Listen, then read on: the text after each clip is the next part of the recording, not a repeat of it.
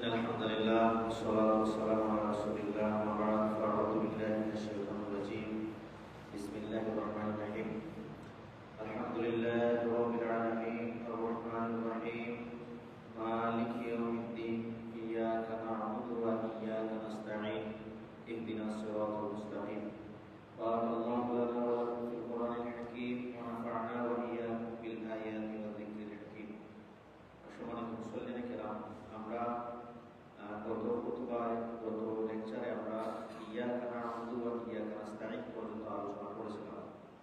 তো আজকে আমরা যেটা ছিল সূরা ফাতিহা 14 নম্বর আয়াত, আজকে আমরা 5 নম্বর আয়াত যেটা হচ্ছে ইহদিনাস সিরাতাল মুস্তাকিম, এই আয়াত নিয়ে আমরা আলোচনা করব ইনশাআল্লাহ।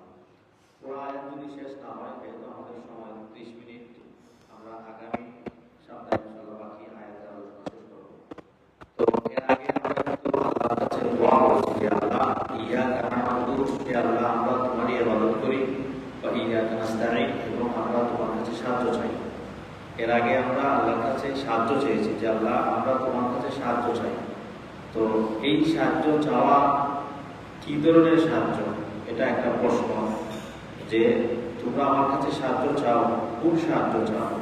বা কান্নাহু ক্বালা কাইফা উঈনুকুম, যেন আল্লাহ বলতেছেন আমি তোমাদেরকে কিভাবে সাহায্য করতে পারি। তোমরা যে আমার ইবাদত করো এবং আমাকে সাহায্য চাও, আমি কিভাবে তোমাদেরকে সাহায্য করতে পারি? তখন আমরা বলছি আল্লাহর কাছে যে আল্লাহ ইহদিনাস সিরাতাল মুস্তাকিম, আমাদেরকে সাহায্য এটাই করেন যে আমাদেরকে সরল সঠিক পথ দেখান, সিরাতে মুস্তাকিম দেখান। তো এর আগের আয়াতে 4 নম্বর আয়াতে আল্লাহর কাছে চাওয়া হয়েছিল সাহায্য। তো আল্লাহ বলেন যে সাহায্য কি ধরনের সাহায্য তোমাদেরকে আমি করবো, এই সাহায্যটার নাম হচ্ছে সিরাতে মুস্তাকিম। আল্লাহ আপনি আমাদেরকে সঠিক পথ প্রদর্শন করেন। তো এর আগের আয়াতে যেহেতু আল্লাহর কাছে চাওয়া হয়েছে, পরের আয়াতে কি চাওয়া হয়েছে এটা আলোচনা করা হয়েছে। এজন্য কুরআনুল কারীমের প্রত্যেকটা সূরা ধারাবাহিকতা একটা আরেকটার সাথে মিল আছে, এটাকে বলা হয় রব্ত। যেমন সূরা ফাতিহা, তারপরে সূরা বাকারা, তারপরে সূরা আলে ইমরান, তারপরে সূরা নিসা, তারপরে সূরা মায়েদা, এভাবে ধারাবাহিকভাবে কিন্তু আছে।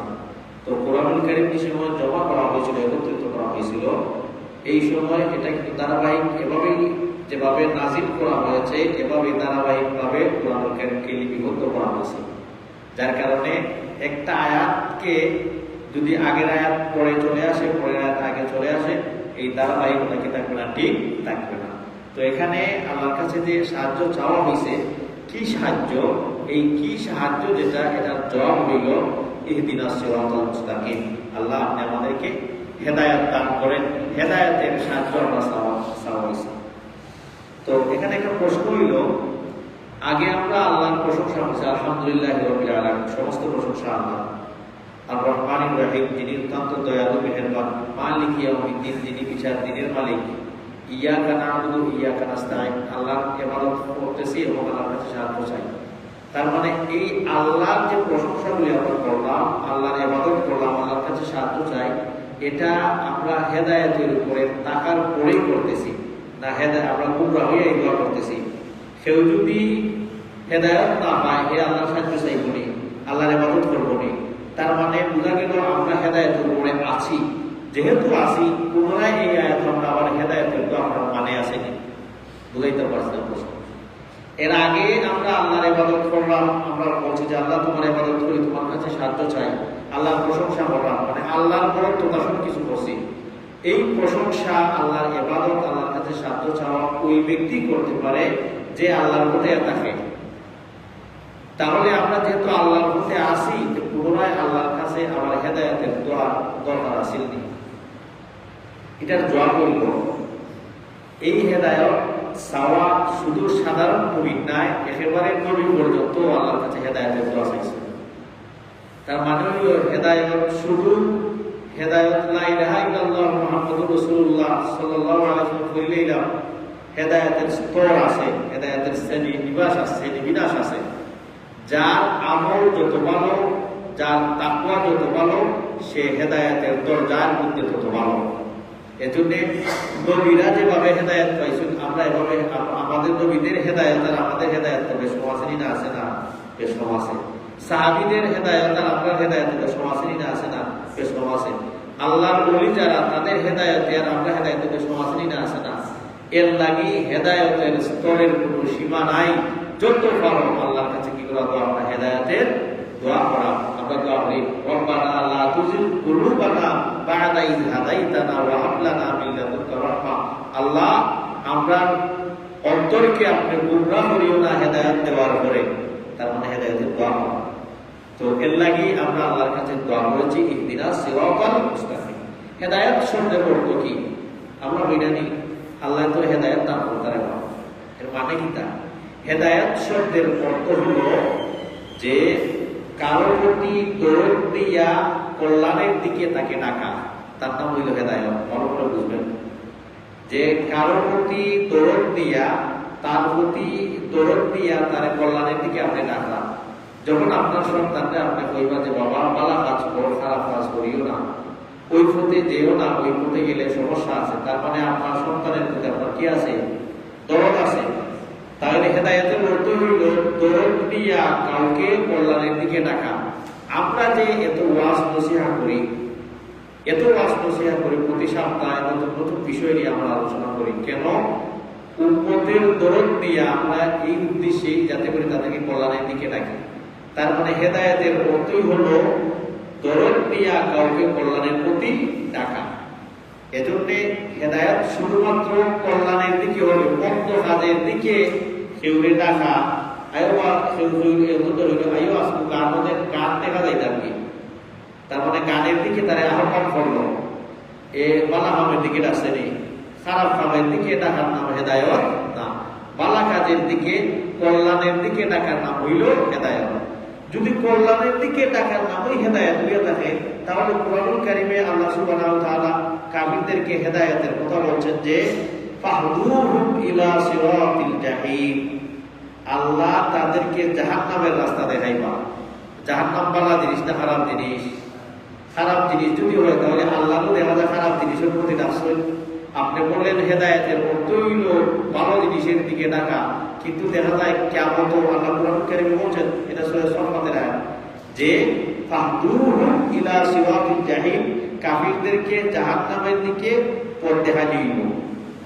তার মানে আপনার কথা আর কোরআনের কথা তো মিলইল না। হেদায়েতের অর্থই যদি ভালো কাজের দিকে ডাকা হয়, কল্যাণের দিকে ডাকা হয়, আল্লাহ তো কিয়ামতের দিন জাহান্নামের দিকে কাফিরদেরকে ডাকবে, তাহলে কল্যাণের দিকে ডাকা হইল কেমনে?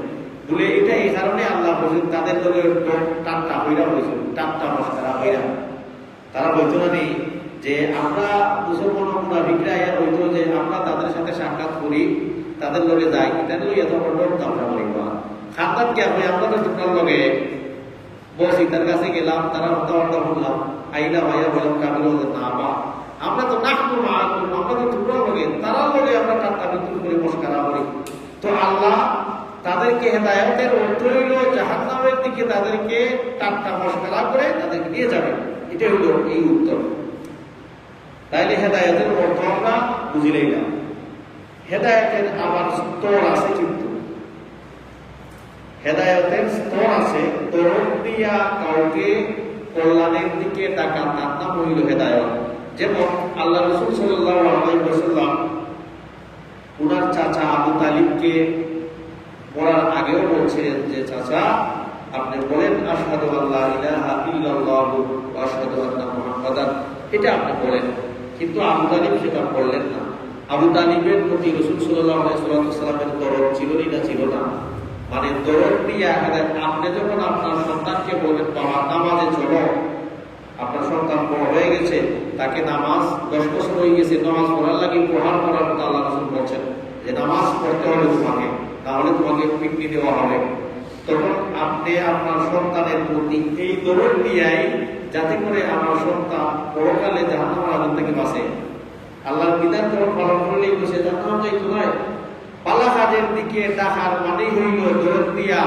আল্লাহ রাসূলও দরদ দিয়া ডাকছিলেন। হযরতে নূহ আলাইহিস সালাতু ওয়াস সালাম ওনার সন্তানকেও বলছিলেন, তুমি ফরিলা লা ইলাহা ইল্লাল্লাহ ইয়ো কথাইও এমন না আমি পারো যাইবি উসা জায়গা গিয়া আল্লাহ আমারে মদদ করবে। উসা জায়গা গিয়া আল্লাহ মদদ, আল্লাহ যদি দূরে যায় পৃথিবীর কোনো শক্তি নাই তারে এর লাগা নাম হইছে ইন্না বাদশা রাব্বিকা লাশাদীদ। আল্লাহর দরা হইল শক্ত দরা। সত্য ধরা।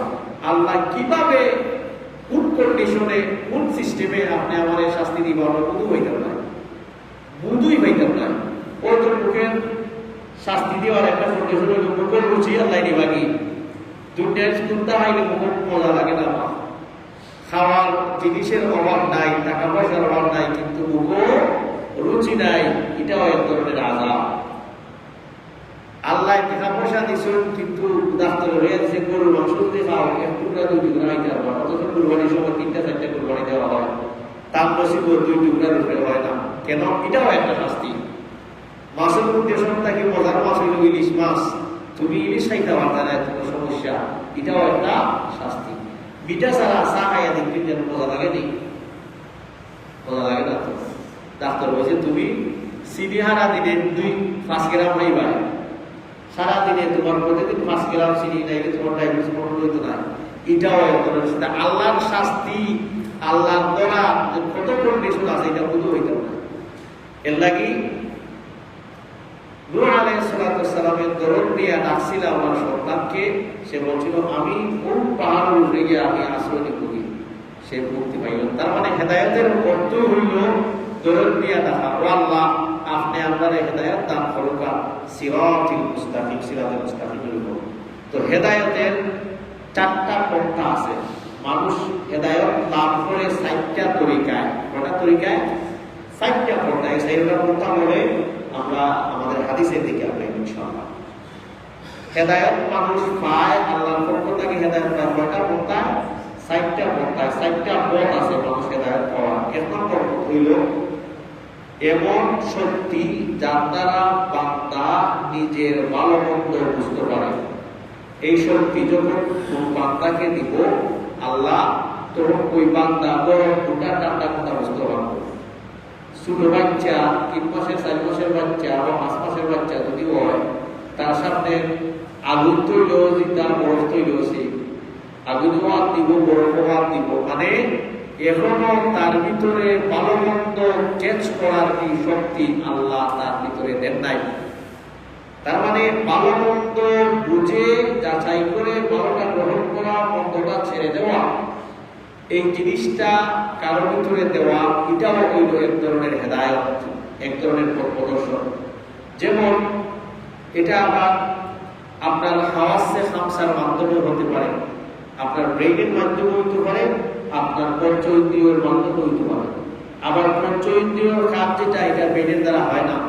যেমন আপনি গ্রাম সুগ্রাম যদি কোনো জিনিস থাকে, এই সুগ্রামটা আপনি গবেষণা করে বলতে পারবেন যে এই সুগ্রাম গ্রামটা মিষ্টি না কড়া, গবেষণা করে গ্রাম এটা গবেষণা, এটা না দিন তুইব আপনি।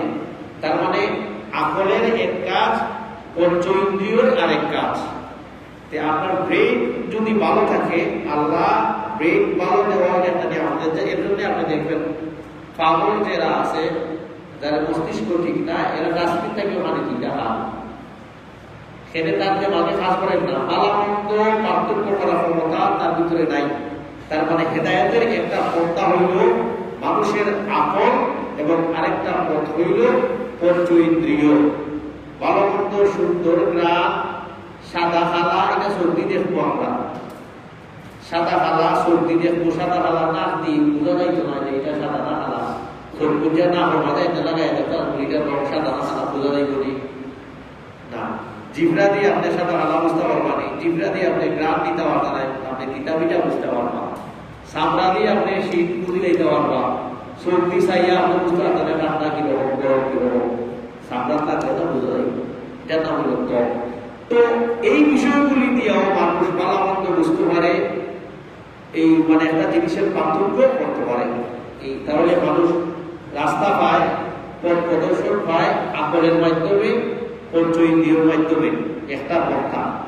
2 নম্বর হল এমন গুণ আল্লাহ বান্দার ভিতরে দিয়ে দিয়েছেন যে বান্দা এটা বাতিল এবং সত্য এবং মিথ্যা এটা পার্থক্য করতে পারে।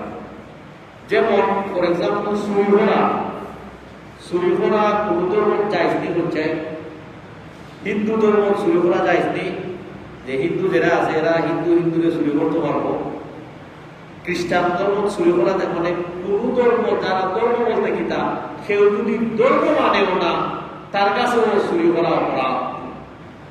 কেউ যদি ধর্ম মানেও না তার কাছেও এই মানুষে অন্যায়ভাবে মারা অপরাধ।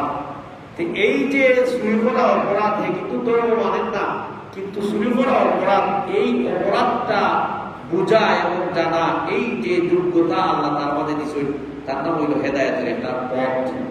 বালামন্দ বুঝে মানুষ বালাটা গ্রহণ করা, এর লাগে আল্লাহ বলছেন ইন্না হাদাইনা, আমি রাখিয়া দিলাইছি সাবিলা, মানুষের কাছে যে বালা পথ এবং মন্দ পথ আমি মানুষের সামনে রাখিলাইছি। বালা কোনটা খারাপ কোনটা হে গ্রহণ করবো, তার আকল দিয়া বুঝবো।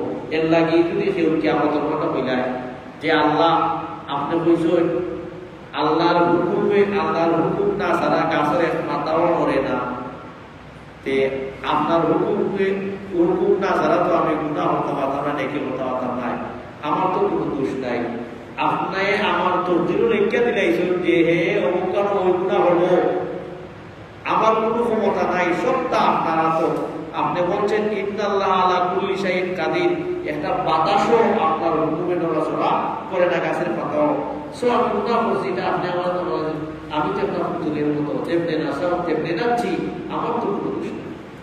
এই কথা কইয়া কোনো বন্ধা বাড়ি তো পারবো নি বলে মানে তো এখানে বলে আচ্ছা ঠিক আছে তুমি আমার দোষ দিলাই যাবা। আল্লাহ যদি বল আচ্ছা ঠিক আছে, মানে আমি তো রাখিলেছিলাম, তুই কোনোদিন ইচ্ছা হই না তুই আগুনও বর্ষণ দি বলে না, সেনে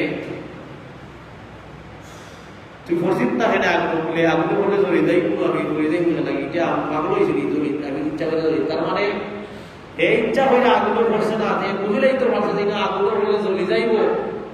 এই শক্তি আল্লাহ দিছই, বালামন্দ বোঝার পার্থক্য তার মাঝে দিছই। এর লাগে কোনো বান্দায় আল্লাহ বুঝতে পারত না। ফিরিস্তারা তারা গুনাহ করার মতো ক্ষমতা তারা নাই, যা করবো তারা বালা করবো। এর লাগে আদম শ্রেষ্ঠ। বালামন্দ বন্দা তার মর্জিটাকে চুজ করতে পারবো, হে কোনটা বালা কোনটা হারাম। এর লাগে আল্লাহ বলেছেন ইন্না হাদাইনাহু সাবিলা ইম্মা শাকিরা ওয়া ইম্মা কাফুরা। তো হেদায়েতের 2 নম্বর স্তর হইল হক বাতিলের পার্থক্য করতে পারবো, এই শক্তি আল্লাহ তার মধ্যে দিয়েছেন। এর লাগে চুরি করা পালা নাই, এটা খালি ধর্ম মানলে হইতো না, যারা ধর্ম মানে না তারাও মনে করে এটা পালা নাই। এটা পার্থক্য করার এই ক্ষমতাটা দিয়েছেন, তার নাম হইল হেদায়েত। হাদাইনাহু ফাস্তাহাব্বুল আমা আলাল হুদা, আমি তারা হেদায়েত দিছি, এরা হেদায়েতের বদলে তারা গোমরাহ গ্রহণ করে গেছে। আল্লাহ হেদায়েত 3 নম্বর হইল হেদায়েতের পথ ইরসালুর রুসুল ওয়া ইনজালুল কুতুব। আল্লাহ যুগে যুগে নবী পাঠাইয়াও আপনারা হেদায়েতের পথ দেখাইয়া দিছেন। আল্লাহ যুগে যুগে কোরআন নাজিল কিতাব নাজিল কইরাও আপনারা হেদায়েতের পথ দেখাইয়া দিছেন। আপনার কাছে এখন বর্তমানে নবী আছেন নি? নবী কিছু, কিন্তু নবী যে কিতাব নিয়ে আসছেন ওই কিতাব আমাদের কাছে আছে। কিতাবের মাঝে লেখা আছে যে ইয়াকা না'বুদু ইয়াকা নাস্তাঈন, তোমার ইবাদত করব আর তুমি ইবাদত করতাম না, তোমার কাছে সাহায্য চাই আর তোমার কাছে সাহায্য চাইতাম না। বেমার করছি আল্লাহ আগে আপনার কাছে সাহায্য চাই। ওষুধ তো একটা ওসিলা, বহু মানুষের ওষুধ খাইয়া ব্যবহার করবেন না।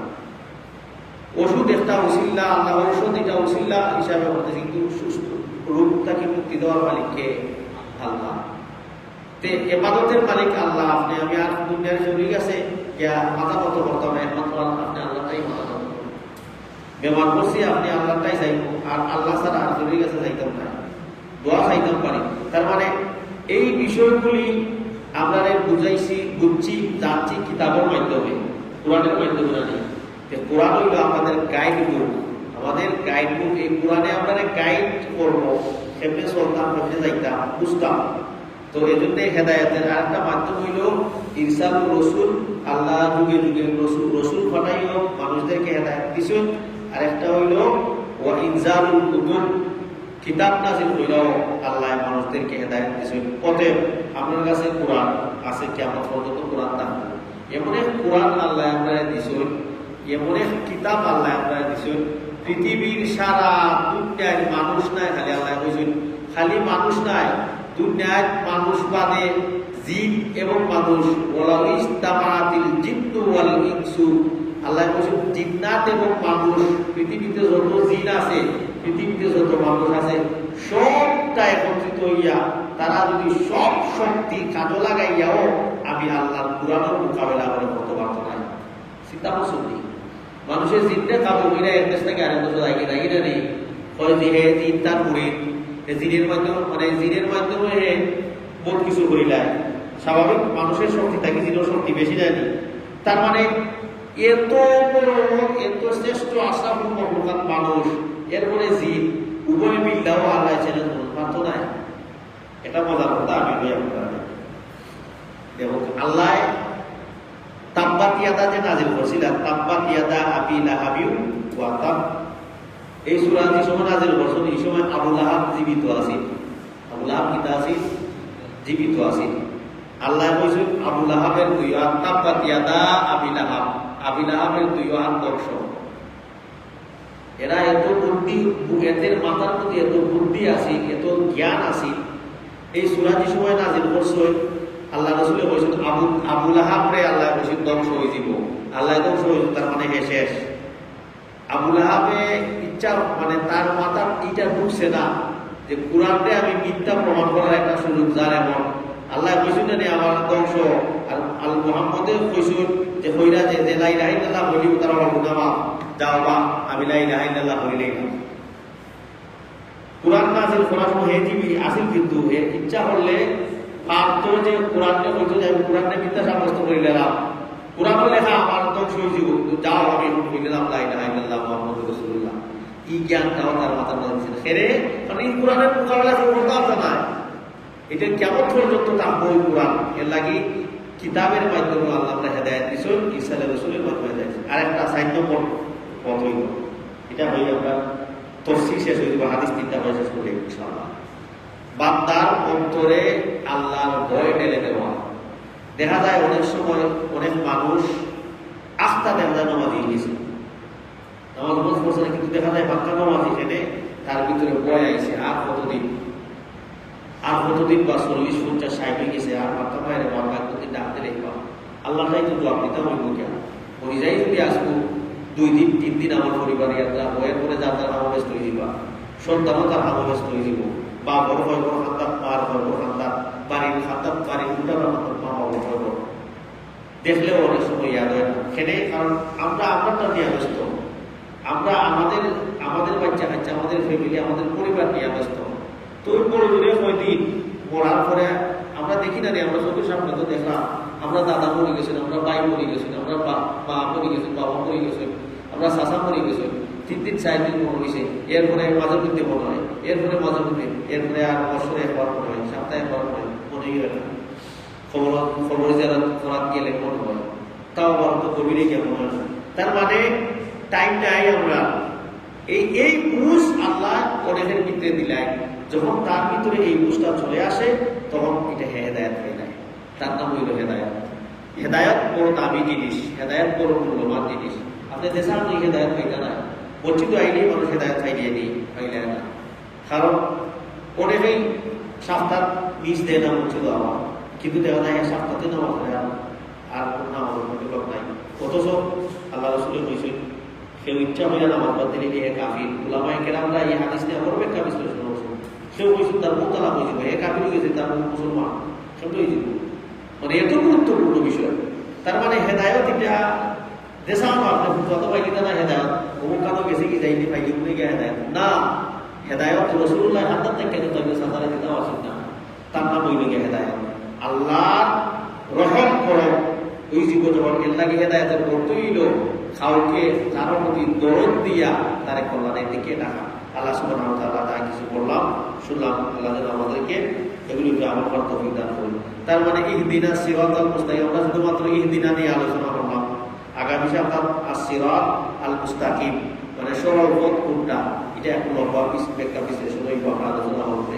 আল্লাহ রাসূল একবার পানিটা আর দিয়েছেন, আল্লাহ মাথায় করে মাঝখানে একটা দেয়া আলোচনা একটা দেওয়া হয়েছে। কোন যে সুজা পথ ওটা হইল ইন্না হাযা সাবিলি, এটা হইল আমার পথ, আর বাকি পথগুলিতে আছে কিছু পথ। এর লাগে হেদায়েতের পথ একটা হয়, তরিকা একটা হয়। চিশতিয়া কদরিয়া মুজাদ্দিদিয়া নকশবন্দি এটা কোনো তরিকা নাই, একটাই তরিকায় মোহাম্মদ আকুলু কওলি হাযা আস্তাগফিরুল্লাহ লি ওয়া লাকুম ওয়া লিসাইরিল মুসলিমিন ফাস্তাগফিরুল্লাহ। আচ্ছা, তো আমরা তিনটা হাদিস প্রতি সপ্তাহে যায় আমরা বলি ইনশাআল্লাহ, যেটা উদ্দেশ্য দেখা ছোট বাচ্চারা হতো, কিন্তু খালি ছোট বাচ্চারা উদ্দেশ্য নয়, উদ্দেশ্য হইল আরো আমরা এটা আমল করতাম, আমরা বাচ্চা হতো এটা অ্যাপ্লাই করতাম। এক নম্বর হাদিস, ইন্না মিন আহাব্বাকুম ইলাইয়া, আল্লাহ রাসূল কয় যে তোমরার মধ্যে প্রিয় মানুষ আমার কাছে জানি কে আহসানাকুম আখলাকান, যার চরিত্র ভালো, যার চরিত্র ভালো, যার ব্যবহার ভালো, যে মানুষের সাথে কথা হইব, যে আদবের সাথে কথা হইব, বড়রে পাইলে সালাম করব, ছোট হতরে পাইলে স্নেহ করব। এর নাম হইল উত্তম চরিত্র, সুন্দর চরিত্র। তার চলাফেরাই দেখো আপনার ভদ্রতা, তার খাবার যখন ভিতরে দেখো তার ঘন্টার উপরে খাবার করে, হে যখন কোনো কিছু দেন ডাইনার দিয়া দেন, হে যখন কোনো কিছু কথা করা আপনাদের মুসকি আসি দেয় কথা কর, তার মানে এটা উত্তম চরিত্রের একটা কিতা আলামত। এর লাগে আল্লাহ রসুলের বই মানে এবাদত সওয়াব খাওয়া এবার কত ফল আল্লাহ রসুলে আপনার হয়ে গেছে। আপনার কোনো মুসলমান ভাইয়ের লোকে দেখা হয়েছে, তার লগে আপনি হাসি মুখে কথা বলবা, মুসকি হাসি দেওয়া কথা বলবা, তারে আপনি 5টা টাকা দিতে, আপনি একটু মুসকি আসিয়া তারে 5টা টাকা দেন, এ বুঝবো তারে আপনি খুশি হয়ে টাকা দিচ্ছেন। মানে এটা হইল আল্লাহ রাসূলের বলেছেন যে মুমিন বান্দা যখন এক মুসলিম বান্দা যখন আর মুসলিমের লগে মুসকি আসিয়া কথা হয়, এটাও সাদাকা, এটাও সাদাকা, এটাও সওয়াব নামে দেখা হইব। এর লাগে একজন মুসলমান আর মুসলমানের লগে দেখা হইলে বিরক্ত করছে চেহারা লইয়া, তার উপরে আমি বেজার হই, অসুবিধা নাই, কিন্তু দেখা হয়ে গেছে যে মুসলমান, আমি তার উপরে সুন্দর ভাষায় সুন্দর হাসি দিয়ে আমি তার লগে কথা হইব, মুসকি আস আমার চেহারা হাসি হাসি ভাব থাকবো। তো এটা হইল রাসূল সাল্লাল্লাহু আলাইহি ওয়াসাল্লাম এক নম্বর হাদিস। এর লাগে উত্তম চরিত্র বাচ্চা অন্তরে আদর শিক্ষা দিবা, আখলাক শিক্ষা দেবে। বাবা মসজিদ যাইরা নিরাই বই থাকবে আল্লাহর ঘর, মসজিদে গিয়ে উচ্চ আওয়াজে কথা হওয়া যায় না, মসজিদে গিয়ে দৌড়াদৌড়ি হইল না, মসজিদে গিয়ে তুমি সুন্দরভাবে বইটা পায়, যখনই কোয়াদ দিনে আল্লাহু আকবার হইব, লগে লগে দাঁড়িয়ে খাতা খাতা হইলেই পায়, বড় অন্তরে পাইলে সালাত দিবাই, ছোট অন্তরে স্নেহ করবাই। বস এই বিষয়গুলি ঘর থেকে বাড়াইবার সময় হইবে বাবা বিসমিল্লাহ তাওয়াক্কাল তু আলাল্লাহ ঘর থেকে করো, স্কুলে যাইবাই, সারবে সালাম দিবাই, নিচে দিয়ে চাই যাইবাই, নিচে যাই যাইবাই। এই বিষয়গুলি আপনি প্রতিদিন আপনার বাচ্চা না মানলো মানব না, আপনি রুটিন হিসাবে ওই আপনার বাচ্চাগুলি শিক্ষা দিন, প্রতিদিন আপনি খবর দিয়ে পারেন। এর লাগে কোন সময় যে গিয়ে টাচ করে লাগবে ওই যাতা না, কোন সময় টাচ করবো তার ভিতরে আমার আব্বাকে প্রতিদিন আমার আমি বাবার কথা করবে না। এটা 2 নম্বর হাদিস, আকমালুল মুমিনিন ঈমানান, ঈমানের দৃষ্টিতে মুমিনের ঈমান পরিপূর্ণ মৌসুম হইব আহসানুহুম খুলুকান ওয়া খিয়ারুহুম, যার চরিত্র ভালো হইবে। তার মানে সুন্দর চরিত্র হওয়া এটা ঈমানের পূর্ণতা, সুন্দর চরিত্র হওয়া হলো ঈমানের পূর্ণতা।